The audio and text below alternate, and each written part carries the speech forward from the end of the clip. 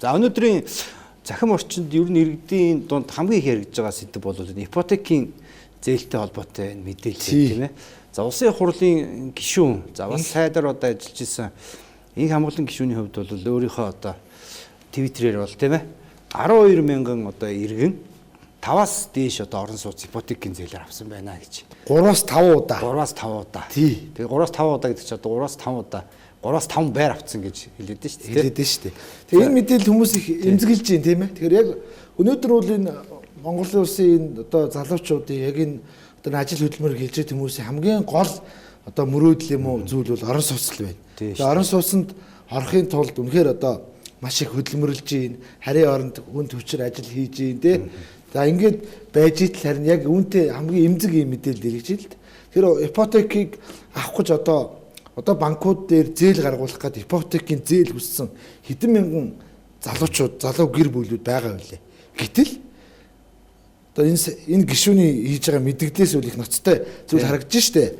Одоо чинь ипотек хамгаалтын баг 2-оос 3 жил хүлээж штэ. Хүлээж байна тий. Гэтэл одоо зүгээр зарим нэг мэдээлэлд ойр гэдэг юм уу энэ эрх мэдэл албан тушаалд ойр хүмүүсийн одоо ойр хүмүүс эднэр өөрсдөө байд юм уу ах トゥ төрөл төрөсгөт нь байд юм уу ийм хүмүүс байж болцсохгүй гэсгээр одоо нийгэмд бол ийм хардлага явж байна. Тэгэхээр 3-аас 5 удаа ингэ зээл авсан байна гэдгийг мэдээллийг үлдээлгчлээ. Нэг байр авахд 2-оос 3 жил хүлээж ийн ихэр чинь 5 аавна ихэр чинь арай л одоо их сонсогдож байгаа тийм. Тэгээ бас яг үнэн үү гэдэг асуудал нь бас нэг талаараа тийм. Үнэн үү худлаа юм шүү гэдэг бодохоор зэрэг улсын хурлын дарга нь тэгвэл наа хүмүүсийн нэрийг ил болгох гэдэг өнгөрсөн лагт бас хэлчихлээ тийм ээ. Наад 12 мянган хүний нэрийг ер нь ил болгочихвол яасан бэ гэдэг 1 сарын хугацаатай үүрэг дадруу өгж штэ тийм холбогдох албан тушаалтанд. Тэгэхээр зарим хуульчд үед юм уу зарим хүмүүс болохоор наа мэдээч арай дэгсдүүлсэн мэдээ байна. Яг л өнөөдөр татврын тайлан дээрээс ингээ харахаар одоо 3-аас дээш орон сууцтай иргэний тоо 12300 байна. Тэгэхээр чи яаж 3-аас 5 байрыг одоо 12 мянган хүн авах юм бэ? Чи боломжгүй байж тээ гэдэг ийм зүйл яригадад. За ингээд яг үнэн худлаа юу гэдэг л юм яваад шүү дээ тий. За гэхдээ бол одоо яг хэрвээ үнэн байвал эн чинь өөрөө дабл стандарт болчих шүү дээ. Бусдын боломжийг одоо хулгайсан одоо өөрт байгаа мэдээлэлээ эрх мэдэл албан тушаалаа тэгжил одоо авдаг байлгүй юм мэдээж танил талаараа ч юм уу тий 3-аас 5 удаа ипотекийн зээл гаргав. За яг энэ дээр манай улс төрчд одоо зүгээр энийг ингэж аваад популяр нэг талаараа яриад байгаа. За хэрвээ яг ипотекийн зээл олох журам дээрээ юугүй гэж инхээр энэ чинь аль 2012 13 оноос л энэ ипотекийн зээлийн журам чи өөрөө хэрэгжиж ирсэн засгийн газраас журам гарч ирсэн. Тэр журам дээр бол нэг хүн ипотекийн зээлийг нэг л удаа авна гэдэг заалт бол бас байхгүй байгаа. Хэдэн ч удаа авч болно гэдэг зөвшөөрсөн байгаа байхгүй. Тэгэхээр бас энэ хамгаалан гишүүний яриад байгаа одоо нэг хүн 2-оос 3 удаа ч юм уу 5 удаа бүр ингэж авсан байж болох тохиолдол бас байгаа. За тэгвэл ингээ өнөөдөр бол яг энэ талаараа бас гишүүн өөрөө хэвлийнхэнд бас төрийн ордонд ярилцлага өгсөн байна л да. Тэгээ энэ яриаг нь одоо тарах үед хүргэе. За миний одоо ажлын хэсгийг ахалж байгаа энэ үед бол 5 байтугай 8 удаа ч ипотекийн зээл авсан иргэн байгаа. Энийг одоо Монгол банк за энэ ипотекийн зээл дамжуулж олгосон арилжааны банкуд одоо шалах хэрэгтэй. Тийм ээ? Энэ тоогоо нэг болох хэрэгтэй.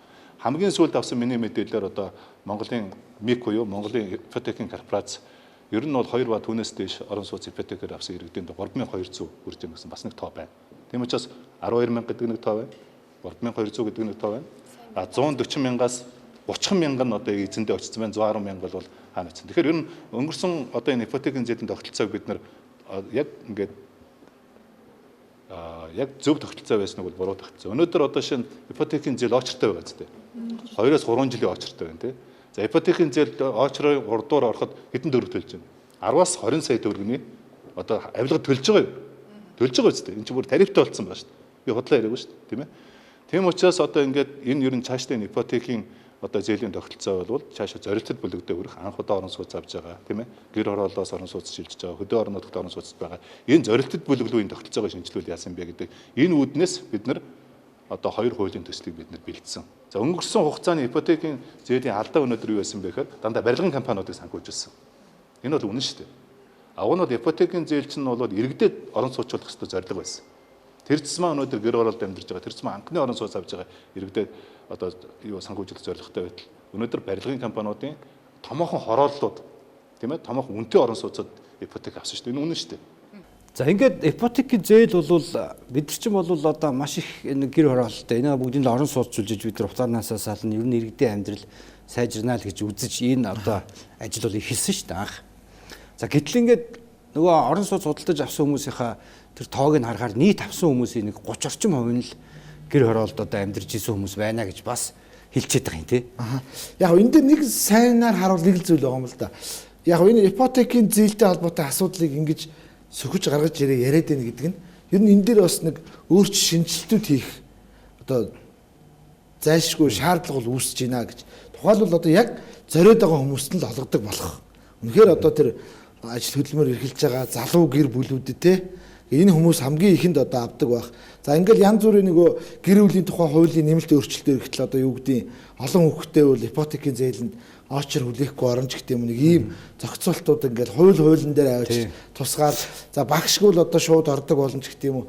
Тэгэхээр энэ журмаа бас нэг эмхэл зэгцлэх нь бол бас энэ одоо хийх ажлын хамгийн ихэнд яригдах юм. Одоо энэ чинь бол яг энэ хүн бол орон сууцтай болох, эд хөрөнгөтэй болох, цуглуулах нь бол тэр хүний л одоо асуудал. Тэр хэдэн хүн орон сууцыг яаж авах нь бол тэр хүний асуудал. Гагцгүй хүмүүс 2-3 жил хүлээдэг залуучууд байдгаараа хөдөлмөрлөд ингээд авч чаддаггүй энэ орон сууцыг хэрвээ энэ 12 мянган хүн ингээд ийм их байр авцсан байгаа нь үнэн болвол энэ өөр асуудал болчихдог.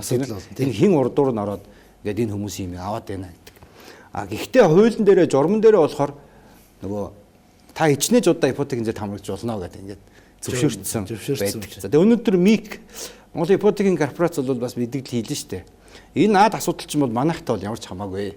Яагаад гэвэл эзэн нөгөө нэг энэ ипотекийн зээл олгож байгаа мөнгөний чинь бараг дийлэх 60-70% банкны арилжааны банкны төр бол нэг 20-30% л гаргаж байгаа. Тэгэхээр яг зээл олгох тэр шалгуурыг бол банк өөрөө тавиал банк л шийдээл явдаг. Тэгэхээр наад ипотекийн зээлийг чинь олгоод байгаа банкнууд төр чинь асуудал байгаа юм биш үү. Тэднийг очиж шалгаа гэдэг ийм бас үнцэг ингээд явж эхэллээ тийм ээ. Ямар ч энэ мэдээллийг бол бас мухарлаад нэг талд нь багтаах нь бол зөв баг. За ийм үүрэг чиглэлийг ч гэсэн одоо улсын их хурлын дарга за мэдээлэл анх одоо гаргасан улсын их хурлын зарим гишүүдэд үүрэг чиглэлийг өгсөн байна.